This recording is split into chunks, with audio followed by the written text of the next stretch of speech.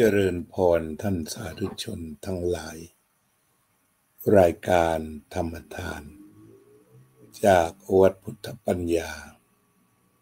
เมืองพโมนารัฐแคลิฟอร์เนีย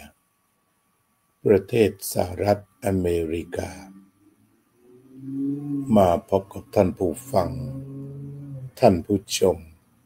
อีกวาระหนึ่งวันนี้จะได้นำเอาหลักธรรมเรื่องหนึ่งที่พระพุทธเจ้าได้ตรัสเอาไว้ว่าโกทังคัตตวาสุขขังเสติ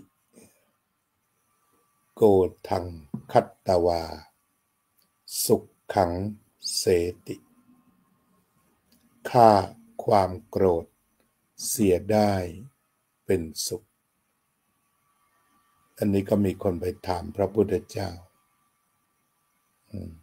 ว่าฆ่าอะไรจึงเป็นสุขฆ่าความโกรธเป็นสุขในทางพระพุทธศาสนานี่จะ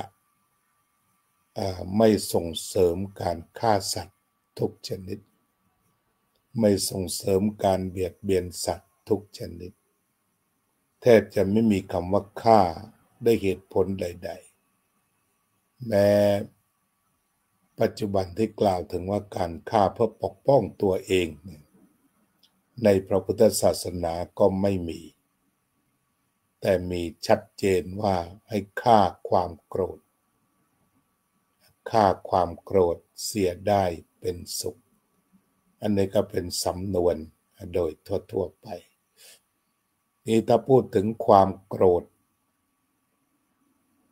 ก็เป็นสิ่งที่ร้อนเรียกว่าเป็นไฟชนิดหนึ่ง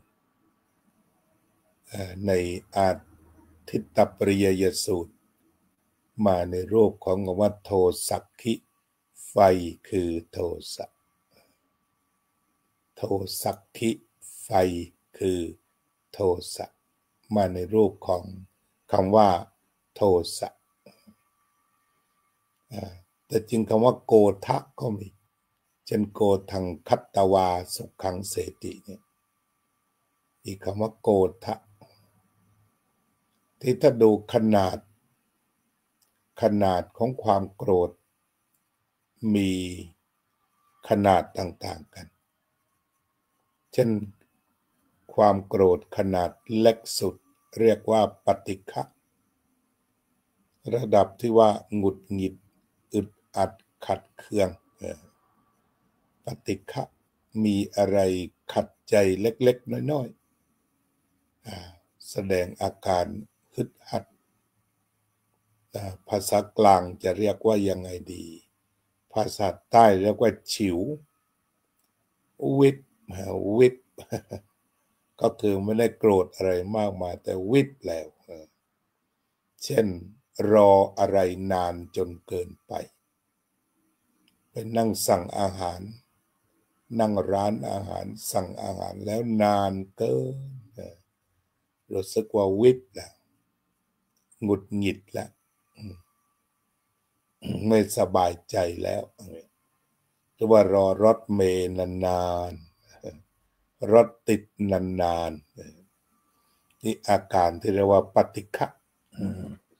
เกิดการกระทบกระทั่งทางจิตใจเป็นความโกรธขนาดเล็กไม่เกรี้ยวกราดแต่รู้สึกว่ามันเริ่มไม่เป็นสุขกระสับกระส่ายได้กระสับกระส่ายกระวนกระวายเช่นว่าฟังข้อความอะไรที่มันไม่พอใจไปนั่งฟังปาฐกถาแต่ว่าองค์ปาฐกพูดในสิ่งที่ไม่ถูกหรือว่าอาจจะถึงกับโกหกก็รู้สึกว่ากระสับกระส่ายอันนี้เรียกว่าปฏิฆะเนี่ยเป็นความโกรธขนาดเล็กสุดต่อไปก็ความโกรธโตขึ้นมาหน่อยเรียกว่าโกทะเนี่ยโกทะก็คือมันเหมือนมีอะไรมาแทงใจอย่างที่เราพูดแทงใจดำใช่ไหมพูดแทงใจดำใช่ไหม ในชีวิตประจำวันที่เคยพบเช่นว่าคนคนหนึ่งชอบนักการเมืองคนหนึ่งแล้วก็มาได้ยินคนที่ไม่ชอบนักการเมืองคนที่ตนชอบเช่นว่ากล่าวถึงคนคนนั้นขึ้นมาแล้วผู้ฟังฝ่ายกองเชียร์ก็ไม่พอใจกองเชียร์นั้นไม่พอใจไม่พึงใจหงุดหงิดแต่ว่าไม่ถึงกับกระชากคอเสื้อมาต่อยเลยแต่ว่ามันแทงใจพูดแล้วได้ยินเข้าหูแล้วมันก็แทงใจก็ลองไปนั่งทวนดูว่าใครพูดอะไรแล้วมันแทงเข้าไปในใจเรียกว่าโกฏะคือโกรธ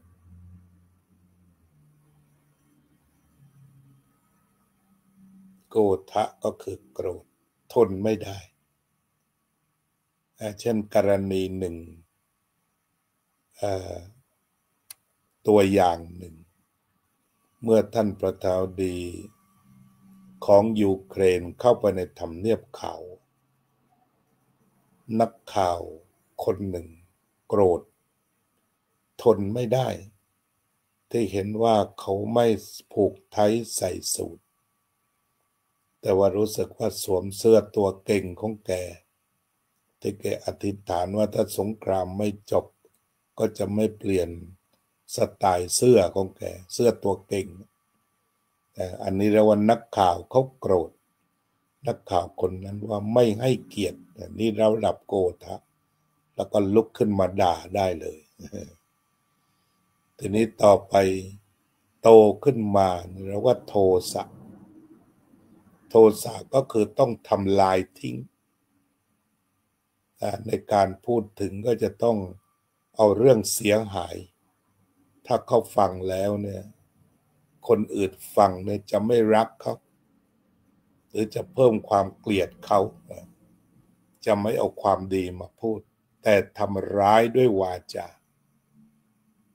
เอาเรื่องราวเหล่านี้มาพูดไม่จริงก็บิดให้มันจริงขึ้นมาเรียกว่าปั้นน้ำเป็นตัวให้เสียหายนี่เรียกว่าทำร้ายโดยปากโดยคำพูดต่อจากนั้นก็ทำร้ายจริงจังด้วยการลงหมัดลงศอกลงเข่าใช้อาวุธกระหน่ำยิงอันนี้เรียกว่าเป็นโทสะทำลายทุบเข้าของทิ้งเลยจัดเข้าในกลุ่มอาการโทสะทั้งหมดเนี่ยมันโตขึ้นมาน่ากลัวอย่างนั้นมันโทสะมันเติบโตขึ้นมาทั้งนี้ทั้งนั้นก็คือมันไม่รู้ตัวเพราะมันมีโมหะโกรธไปไม่รู้ตัวทีนี้เราก็จะดูอาการเบื้องต้นของความโกรธมันจะร้อนตั้งขาวขึ้นมาที่เรียกว่าโทสักขิตั้งขาวขึ้นมาภายในร้อนร้อนหูร้อนตาถ้าเป็นคนขาวก็หน้าตาแดงกล่ำขึ้นหูบ้างขึ้นตาบ้างความร้อนเหล่านั้นจะทำให้หน้าตานี้แดงกล่ำช้ำโกรธเต็มที่ถ้าเป็นคนขาวก็ตัวสีชมพูไปเลยโกรธเต็มเหนี่ยวอันนี้ความโกรธได้จะเห็นได้ว่ามันร้อนที่ตนก่อนแล้วก็กล่าวกันว่าถ้าโกรธเต็มที่ก็จะทำให้ความดันโลหิตสูงอัตราความดันโลหิตจะสูงขึ้นความสุขจะมาลายหายไปอาจจะมีการหอบที่ถี่ขึ้นการหายใจถี่ขึ้นตอนนั้นก็หมดสติสมปรุดีคือสติที่คอยระงับยับยั้งจะหมดไปจะมีโมหะเข้ามาแทนรองรับเพื่อที่จะทำให้โทสะได้ทำงาน จนบรรลุเป้าหมายคือทำลายแบบยับเยินแล้วจากนั้นก็ค่อยๆผ่อนคลายลงมาตามลำดับหลังจากสร้างความหายนะจนหมดสิ้นในรูปของโทสะทีนี้หากว่ากำลังตนเองน้อยความสามารถน้อยไม่สามารถทำลายบุคคลที่เรียกว่าเป็นศัตรูนั้นได้พ่ายแพ้เจ็บปวดเจ็บด้วยเช่นถูกทุบถูกตีถูกเตะอย่างหนักเจ็บทั้งกายเจ็บทั้งใจจะระบมไปหมดก็จะเกิดสิ่งที่เรียกว่าอาฆาตมีโอกาสต้องแก้แค้นก็เข้าสู่พยาบาท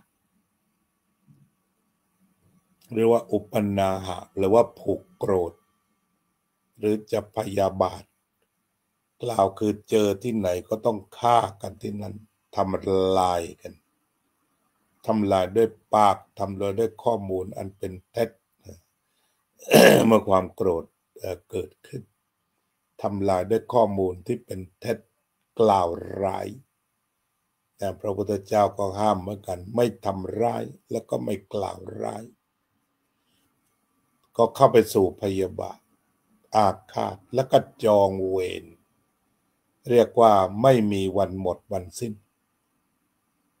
ฉะนั้นพระพุทธเจ้าจึงตรัสว่าเวร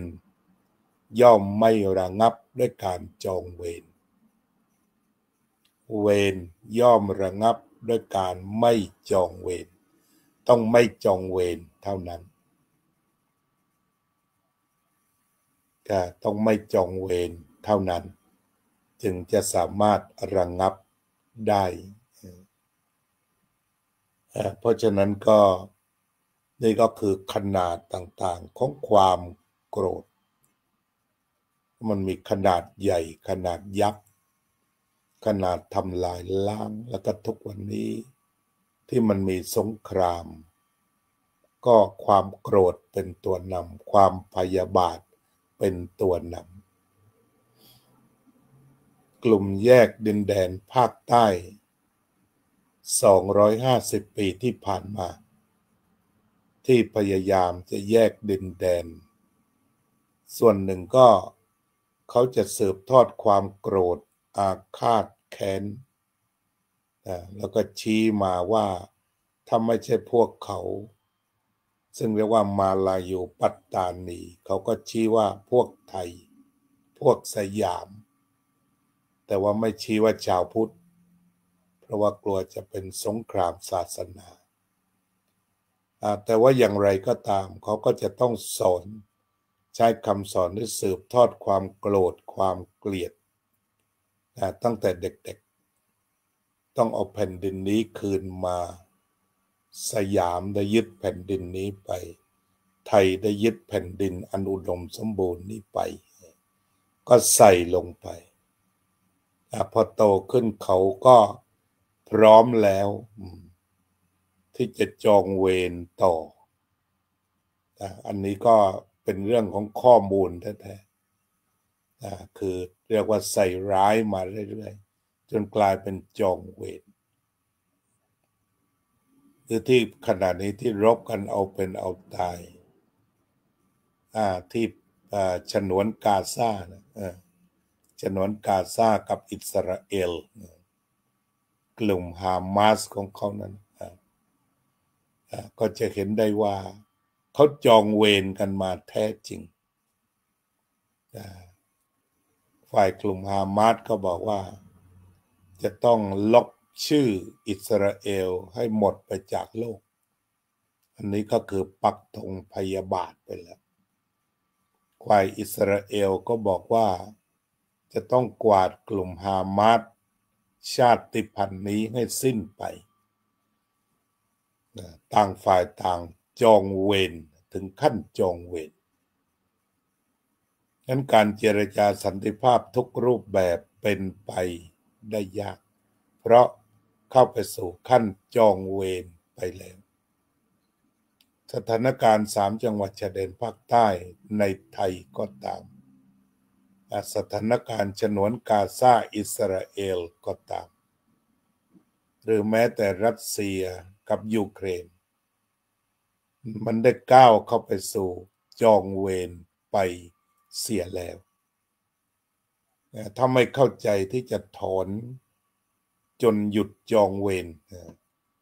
สงครามก็จะเป็นเรื่อยไปอย่างหลายๆประเทศยึดอำนาจปกครองเสร็จแล้วก็ปกครองไม่ได้เพราะว่าจะมีการสู้รบกันไปในระดับจองเวรอันนี้ก็เรียกว่าตัวความโกรธเป็นเหตุสงครามเป็นเหตุทะเลาะทุกชนิดอาจจะกล่าวได้ว่าสาเหตุการหย่าร้างของคู่ชีวิตของสามีภรรยาในโลกนี้ทุกมุมของโลกหนึ่งสาเหตุก็มาจากความโกรธความพยาบาทหรือขั้นจองเวรกันแต่ถ้าขั้นปฏิฆะกระทบกระทั่งยังพอได้แต่ว่าถ้าถึงขั้นจองเวรก็ต้องแยกห่างกันแยกทางกันอย่าร้างกันไปจึงต้องระวังกันรากฐานของครอบครัวที่จะพึงอยู่กันเป็นปึกแผ่นครอบครัวที่มั่นคงต้องระมัดระวัง อย่ากระทำหรือพูดด้วยความโกรธ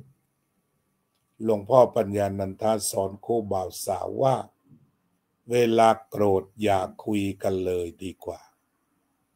อย่าออกมาพูดฉันพูดว่าพูดกันให้รู้เรื่องหลวงพ่อปัญญาท่านบอกมันไม่รู้เรื่องแล้วแหละ มากระชากคอเสื้อมาพูดกันให้รู้เรื่องหรือว่าบางทีฝ่ายหนึ่งรักสันติภาพล็อกประตูทุบออกมาพูดกันให้รู้เรื่องตรงนี้ก็อันตรายมาแล้วเพราะว่าเปิดฉากรบแล้วเนี่ยมันก่อสงครามทุกระดับเล็กระดับกลางระดับใหญ่ระดับชาติระดับโลกถึงกับว่าปูตินหงุดหงิดทรัมป์ระดับปฏิฆะบอกว่าวางตัวดีๆนะถ้าผิดพลาดอาจจะถึงสงครามโลกครั้งที่3หรือว่าเตือนเยอรมันว่าระวังให้ดีนะอย่าให้จับได้นะว่าขายอาวุธนิวเคลียร์ชนิดหนึ่งขายอาวุธร้ายแรงให้กับยูเครนถ้าจับได้ก็จะจัดการยิงขีปนาวุธใส่ระวังสงครามโลกครั้งที่3นี่เราว่าเกิดอาการโกรธรู้สึกว่ามันจะแทงใจปูตินเขาแล้วมันก็เป็นไปได้หมดเป็นไปได้หมดเพราะมันมีโมหะมันรบกันอยู่แล้วจิตที่เมตตาเนี่ยแทบจะไม่ปรากฏแล้วมันเกิดแต่โกรธทำลายล้างมันย้ำอยู่ตรงนั้นทุกเมื่อเชื่อวันคิดหรือดำริมันอยู่ที่ความโกรธทั้งหมดน่ากลัวตรงนั้นอันนี้คือตัวความโกรธหรือว่าโทษของมันปิดไปทำลายมิตรภาพคนดีกันมาเนี่ยเป็นสิบปี20-30 ปีแต่พอมาพูดด้วยความโกรธกันครั้งเดียวขาดสะบั้นมิตรภาพนี่คือขาดสะบั้นไปเลยพูดด้วยความโกรธกันเต็มที่ครั้งเดียวเนี่ยมันก็ขาดสะบั้นไป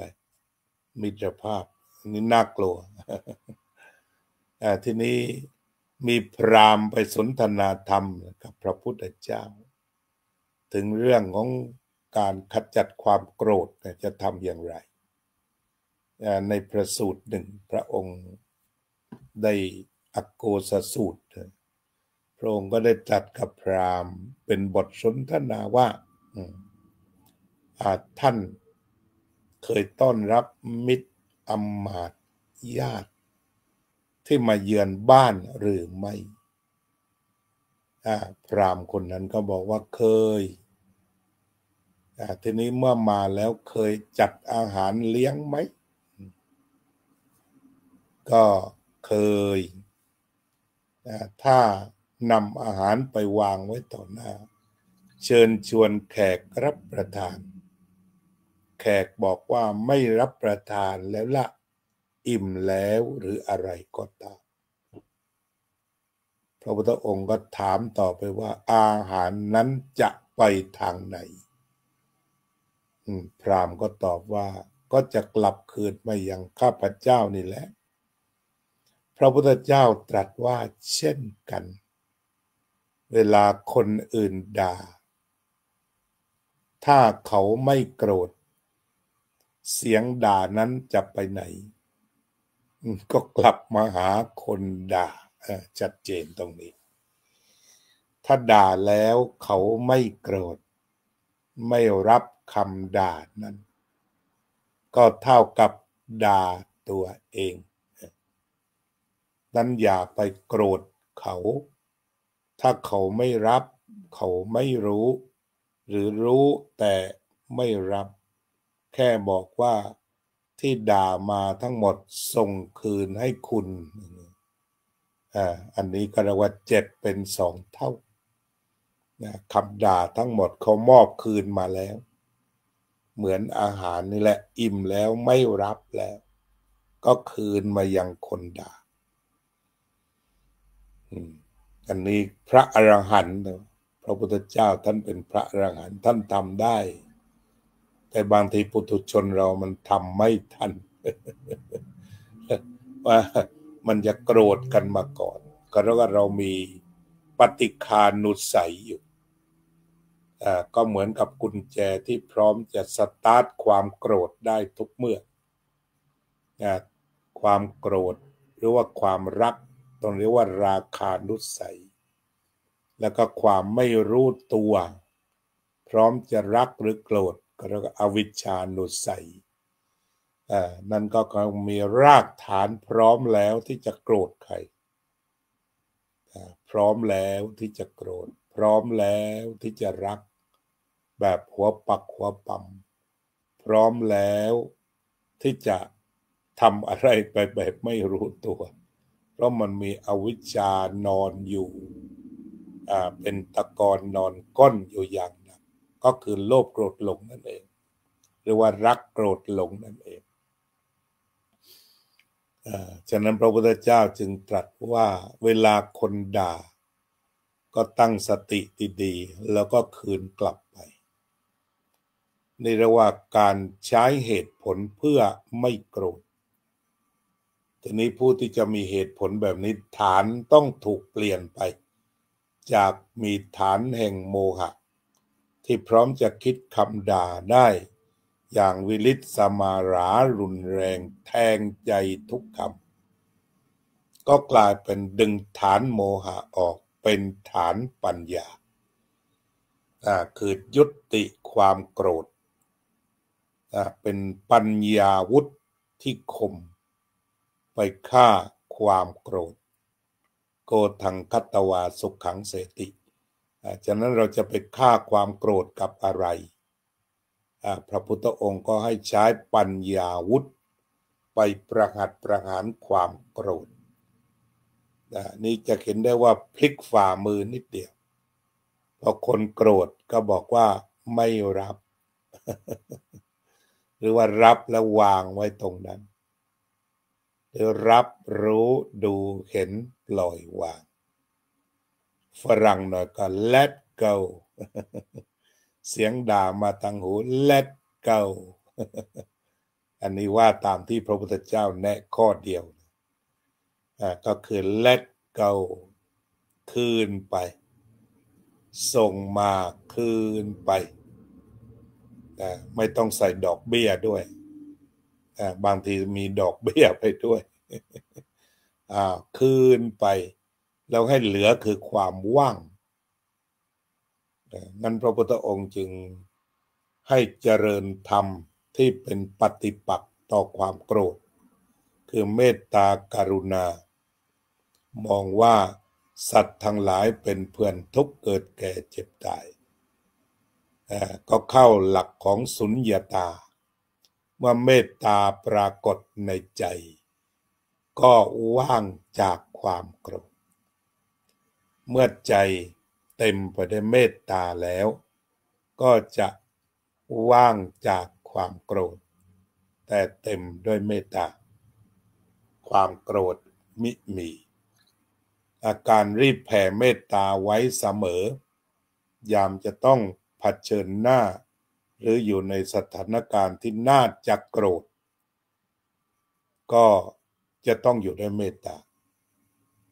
ดาไลลามะได้พูดให้สัมภาษณ์นักข่าวถามว่าท่านกลัวอะไรที่สุดในชีวิตท่านบอกว่ากลัวว่าจะโกรธจีนนั่นก็คือในประวัติศาสตร์จีนก็เบียดเบียนท่านทุกอย่างแต่ท่านก็พยายามที่จะยับยั้งว่ายังไงก็อยู่ด้วยเมตตางั้นการที่ดาไลลามะพูดแบบนี้ก็หมายความว่าดาไลลามะนั้นจิตว่างจากความโกรธประเทศจีนด้านหนึ่งว่างแต่ว่าเต็มไปด้วยเมตตากรุณาต่อสัตว์ทั้งหลายไม่ว่าจะเป็นจีนเป็นทิเบตเป็นมองโกเลียก็จะมีความเมตตาเท่ากันจะเป็นอินเดียจะเป็นชาติใดที่เข้าใกล้ก็จะอยู่ในฐานะเมตตาเท่ากันอยู่ในฐานะจิตว่างจากความโกรธจากนั้นพระพุทธองค์ก็ได้ทรงชี้ถึงความโกรธเห็นความโกรธเห็นโทษความโกรธและก็ได้ทำปัญญานำปัญญาไปแทนโมหะมองด้วยปัญญาหาเหตุผลใดๆนี่ก็หนึ่งเหตุผลที่ว่าเมื่อคุณด่าฉันมาฉันก็รับรู้ดูเห็นปล่อยวางพระพุทธองค์มีหลายแบบละหรือถ้าว่าจะใช้อีกสูตรหนึ่งก็คือยิงตรงสูตรหนึ่งก็คือยิงตรงนั่นก็คือว่าได้ยินสักว่าได้ยินได้เห็นสักว่าเห็นแล้วก็ปล่อยวางอันนั้นสูงสุดละที่พระองค์แสดง แก่พระพาหิยะทารุจิริยะเรียกว่าธรรมะฉับพลันได้ยินสักว่าได้ยินเป็นเรื่องเสียงกับหูนั่นเองสักว่าคือว่าไม่ให้เกิดตัวกูไปรับเสียงนั้นไม่มีกูมีแต่เสียงกับหูมีแต่รูปกับตาเกิดดับเกิดดับเกิดดับสลับกันไปจิตก็ว่างเลยจิตว่างจากความปฏิฆะโกฏะอาฆาตพยาบาทจองเวรเต็มไปด้วยสติสัมปชัญญะ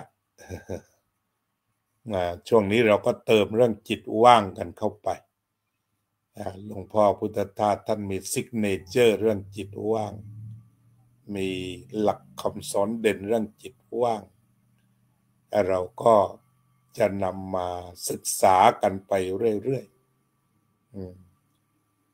ก็คือเอาคำสอนพระพุทธเจ้านี่แหละมาปรารภกันเพื่อเพิ่มความเข้าใจเอาละวันนี้ก็คงจะว่ากันเพียงแค่นี้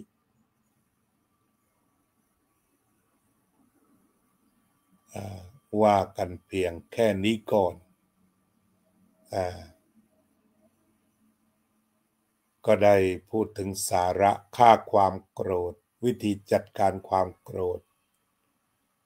เหตุผลของคนไม่โกรธคือพระพุทธเจ้าเอาสั้นสุดก็หมายถึงว่าเมื่อ เมื่อใครมาว่ามาด่าวมากล่าวหาก็คืนเข้าไปอันนี้เหตุผลถ้าคืนแล้วก็ไม่มีว่างคืนเสร็จมันก็ว่างคืนไปไม่โกรธตอบเขาจะใส่มาเท่าไหร่คืนกลับไป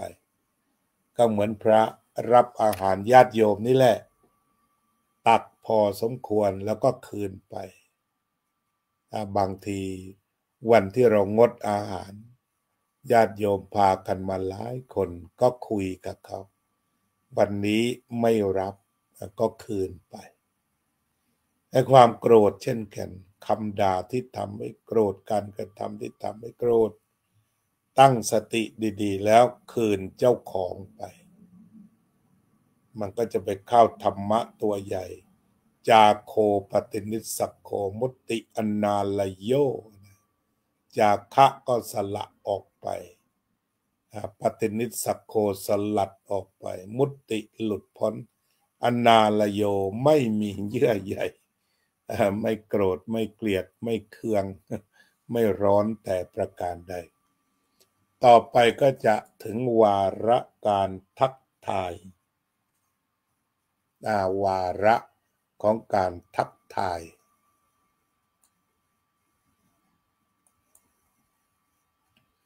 โยมอาจารย์สุนิตวงศ์สุเทพโยมทิติมามาตลโยมอุษาอินทวงศ์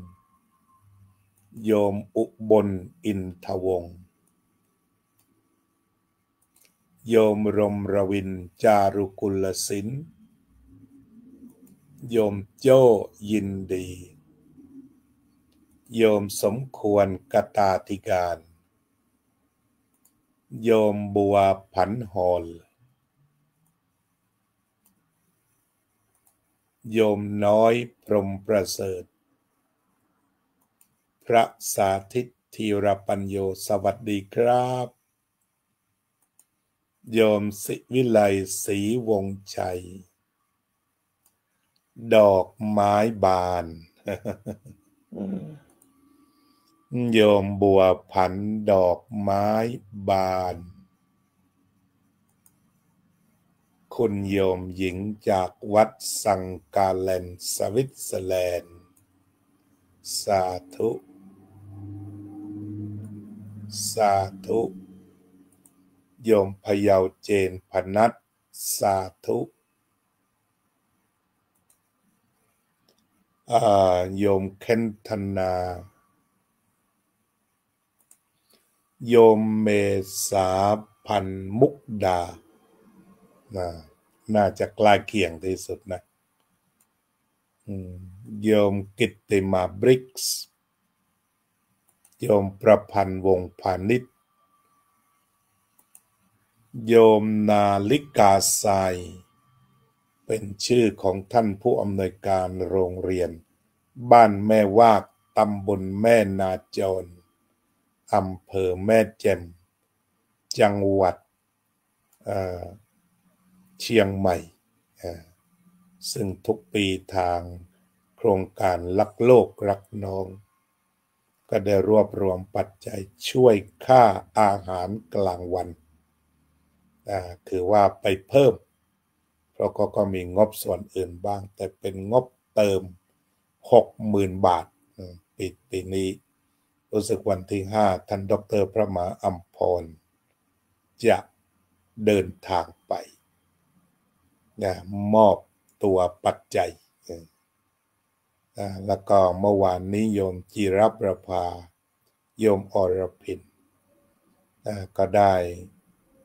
เพิ่มเป็นอาหารเสริมตามมัธยาศัย 1,700 บาทอาตมาก็เติมไปอีก 1,300 จะได้มีอาหารพิเศษเล็กๆซึ่งแล้วแต่แม่ครูจะคว้าไปจากเชียงใหม่อาจจะหาลูกชิ้นไปฝากอะไรไปฝากเด็กๆสมัยก่อนอาตมาอยู่วัดอุโมงค์ก็จะนัดครูบอกว่าต้มน้ำร้อนเอาไว้เดี๋ยวจะหาลูกชิ้นจากเชียงใหม่ไปฝาก ก่อนจะกลับปีหนึ่งเด็กเขาบอกว่าหลวงพ่อขอลูกชิ้นที่ไม่มีแป้งมาฝาก ยังจำติดหูเลย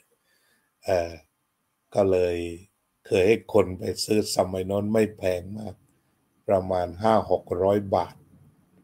พาไปแล้วก็ใส่น้ำที่กำลังเดือดครูก็จัดการให้เด็กทานจนอิ่มจะกี่รอบก็ตามปีที่แล้วก็เอาไอศครีมไปก็หลายรอบกันอยู่ปีนี้ก็มีอาหารมื้อพิเศษให้เด็กเพียง 3,000 ปีนี้ก็จัดการให้เป็นที่เรียบร้อยโยมโซเฟียสุภาพรคุณประสิทธิชัยชีวิตที่ดีอยู่แล้วควรหยุดดิ้นรนเหลือแค่ช่วยเหลือคนที่ลำบากน่าจะดีนะครับก็คือข้อสำคัญทำให้จิตดีก่อนทำให้จิตดีแต่อย่าหยุดทำมาหากินไม่ได้หมายความว่าเราจะหยุดไปซะเลยทำเรื่อยไปด้วยจิตใจที่สงบเย็นจำหลวงพ่อพุทธทาสไว้สงบเย็นเป็นประโยชน์แต่เนี่ยถ้าทำงานก็ทำเรื่อยไปแต่สิ่งที่ควรหยุดก็คือหยุดโกรธหยุดเกลียดหยุดชังหยุดโลภก็คือมันหยุดตัวภายในหยุดโลภแต่ไม่หยุดขยันได้เงินมาก็เก็บทรัพย์หนึ่งเก็บไว้ใช้ในประจำวันให้พอสองนำมาลงทุนสามเก็บไว้เพื่ออนาคตสี่ทำบุญส่วนที่เก็บไว้เพื่ออนาคตเช่นไปซื้อที่ดินกันทำสวนอย่างคุณประสิทธิใจซื้อที่ดินทำสวนลงสละอันนี้คือตัวลงทุนอยู่ในงบลงทุนทีนี้สวนที่ทำแล้วก็ทำเรื่อยไปแต่สำคัญคือจิตไม่ไปดิ้นรนไม่ไปปรารถนาเกินตัวทำสิ่งที่มีอยู่ให้งอกงามเพิ่มค่าได้อาจจะมีสละเพิ่มอีก2 ไร่ถ้าราคาดีจิตใจไม่กระวนกระวายไม่ห่วงไม่กลุ้มอกกลุ้มใจ3 คนพ่อแม่ลูกถ้าเข้าสวนกันวันเสาร์อาทิตย์มันก็เป็นชีวิตปกติธรรมดาหากขายได้ราคาดีปีนี้หน้าที่ก็คือเก็บก็ใช้จ่ายนั่นแหละใช้จ่ายประจำวันจนพอลูกก็โตขึ้นก็เตรียมค่าเทอมในระดับต่างๆในอนาคตแล้วก็เก็บไว้สำหรับแก่ชรานอกจากเงินเดือนก็ต้องมีเงินอีกส่วนหนึ่งแต่ทุกอย่างทำไปด้วยจิตที่สงบเย็นแล้วก็เอาไปสร้างประโยชน์และแน่นอนที่สุดการช่วยเหลือผู้อื่นมันเกิดขึ้นในทีเช่นทำไร่สละก็ทำให้คนผ่านไปผ่านมาได้มีสละกินคือถ้าจะช่วยก็ช่วยให้ราคาถูกคิดกำไรเล็กน้อยเสร็จแล้วผู้กินสละผู้บริโภคสละได้บริโภคผลไม้ราคาถูกจิตส่วนนั้นก็เกิดกุศลขึ้น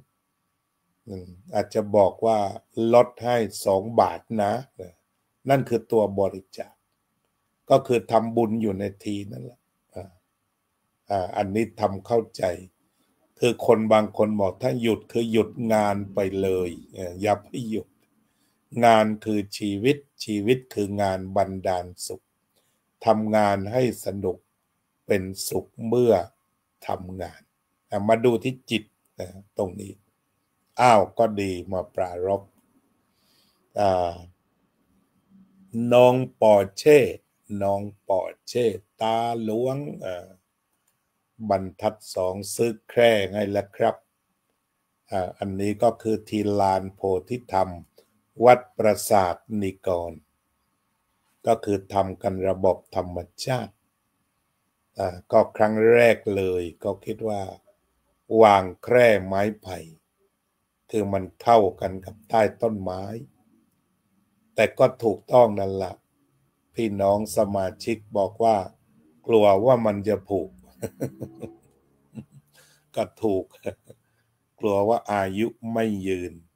แต่เราก็คิดว่าถ้ามันไม่แพงนะ3 ปีพังครั้งก็ได้ก็คุ้มแต่ขอให้มันได้ใช้งานก็ซื้อให้แล้วเนี่ยคุณปอเช่นี่เป็นนักเรียนปีนี้ป.5แล้วมั้งเป็นคนที่มาวัดมากที่สุดมาทุกวันอาตมาไปอยู่วัดปราสาทนิกรกลางคืนก็มากับพ่อทุกวันก็เป็นเยาวชนที่ปรารถนาจะให้อาตมาไปอยู่วัดปราสาทนิกรเด็กชั้นป.4 ป.5เลยคนนี้นะอันนี้ตาหลวงอยากจะได้แคร่ไม้ไผ่วางไว้ใต้ต้นโพลูกก็ซื้อให้เรียบร้อยนะขอบคุณนะขอให้รักสิ่งแวดล้อมที่สำคัญอยู่ตรงนั้นแล้วก็มันมาฟังธรรมวันอาทิตย์ด้วยโยมอุตสาอินทวงศ์โยมบัวผันหอนท่านผู้อำนวยการบอกกราบขอบพระคุณค่ะพระอาจารย์ก็บรรดาป้าทั้งหลายบางท่านเช่นโยมจิรประภาโยมอรพินเจอขวดเจอกระป๋องที่ไหนก็จะนำเก็บใส่ถุงขับรถข้ามรัฐมาจากซอลเลตซิตี้ผ่านลาสเวกัสเข้าแคลิฟอร์เนียในรถส่วนตัวเต็มไปด้วยขวดและกระป๋องเพื่อที่จะนำมาจำหน่ายเก็บสะสมเป็นเงินส่งไปให้ค่าอาหารกลางวันที่โรงเรียนไม่ว่านี่เองแต่อันนี้ก็คือเล่าให้ฟังข่าวดีๆเราทำงานเล็กๆเก็บขวดเก็บกระป๋องแล้วก็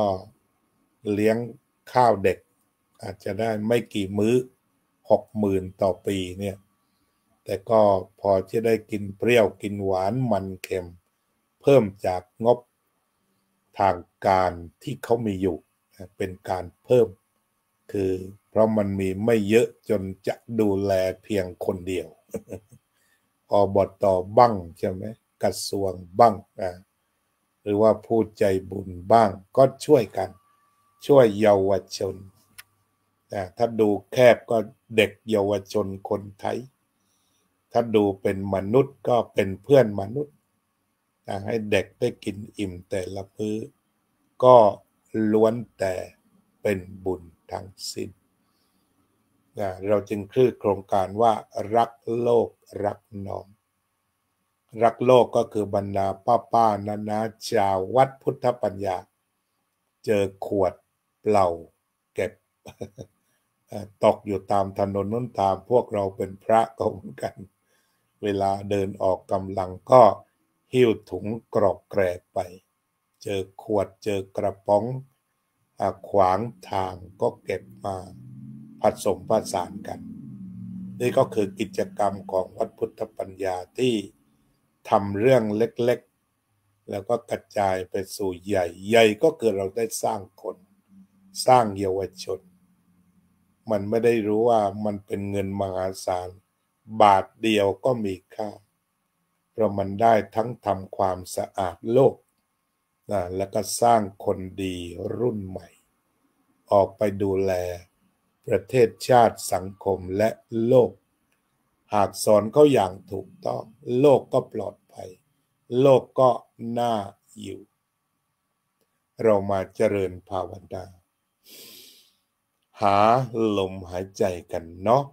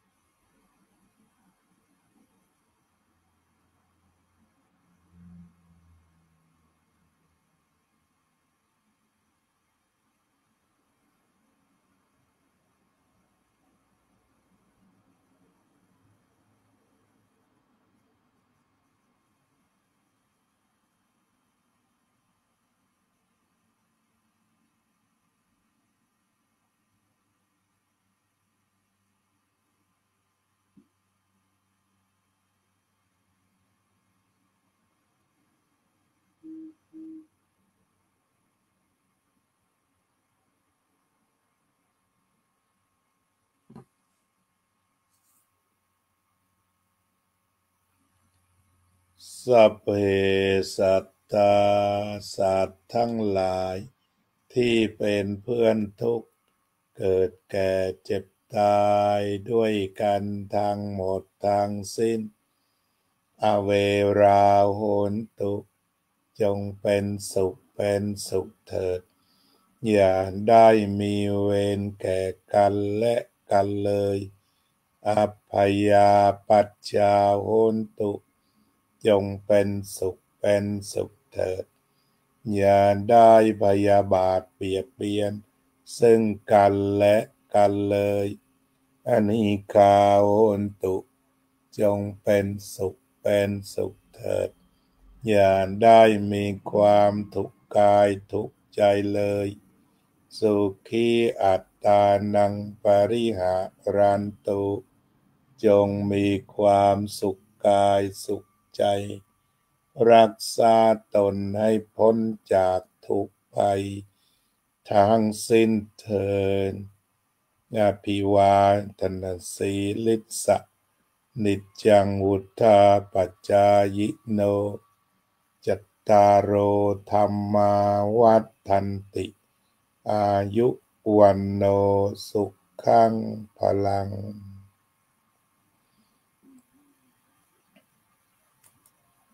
โยมนิพาพรยิ่งรุ่งโรจน์คุณประสิทธิชัยถ้าโรงเรียนมีที่ดิน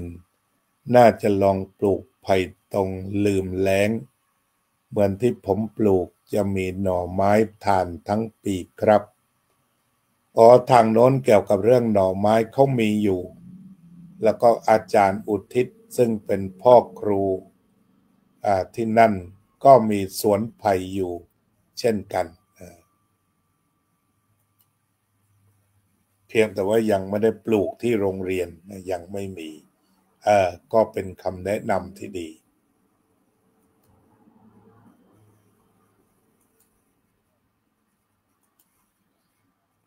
ก็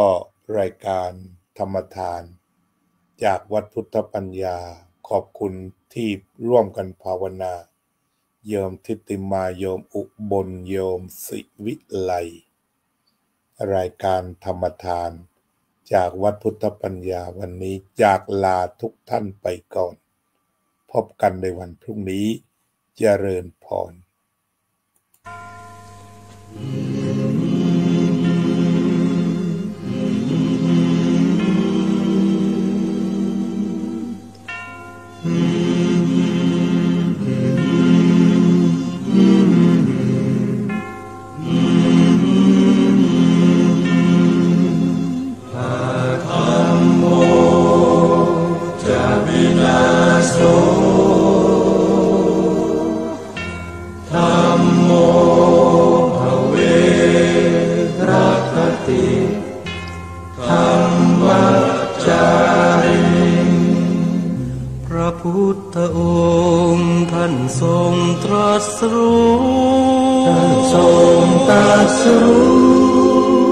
เป็นสัพพัญญูตรัสสอนความจริงว่าธรรมะย่อมชนะทุกสิ่งเป็นที่พึงพิงแก่ผู้ประพฤติชอบธรรมธัมโมจะวินาโสธัมโมภเวรัคติธัมมัจจาริอำนาจใดๆก็ตามย่อมถึงความพินาศถ้าขาดธรรมะประจำไม่มีใครอยู่ค้ำฟ้าเราต่างเกิดมาใช้กรรมจงอยู่ในศีลในธรรมคิดทำแต่กรรมที่ดีธัมโมจะวินาโส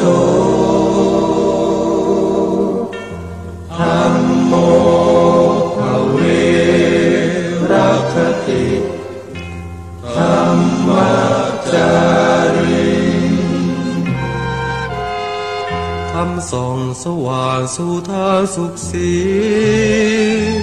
คำจุนโลกนี้นิรันดร์อาธรรมโมจะวินาโส